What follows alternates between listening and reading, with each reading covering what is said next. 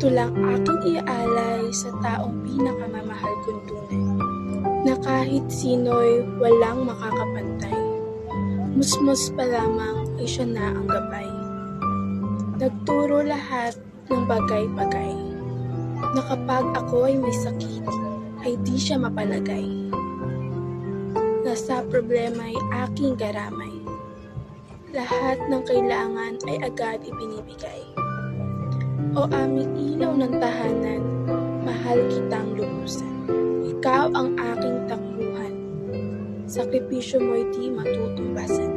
Ako ay 9 na buwang nasa iyong sinapupunan, na ginawa ang lahat para sa aking kapanganakan. Ikaw ang laging nandyan para ako'y alalayan. Tinuruan mo akong lumaban. Lahat ay iyong gagawin para sa aking kapakanan. Mga paghihirap mo'y di malilimutan. Mga turo mo'y puro kabutihan. Paano ko kaya ito masusuklian? Ang aking ina ang tunay kong kayamanan. Nanay kong umaga't gabi nag-aalaga. Kahit napagod na ay sige pa rin sa paggawa. Lahat ay kanyang ginagawa. Lubos ang kahanga-hanga. Ina, lakas at loob mo'y saan mo kinukuha? Trabaho mo bilang ina ay walang makagagawa. Simula pagkabata, pagmamahal na ay aking nadama.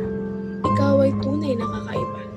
Hindi lubusang maisip kung paano mo iyon nagagawa. Masarap na buhay ay aking natatamasa. Dahil sa iyong sipag at tiyaga, aking ina, parang di ko kaya kung wala ka. Dahil sa lahat, ikaw ang nag-iisa.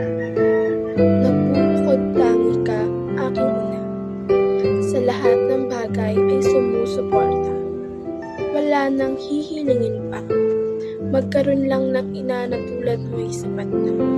Kaya napakadakila mo, aking ina. Ikaw lagi sa tuwi-tuwi na.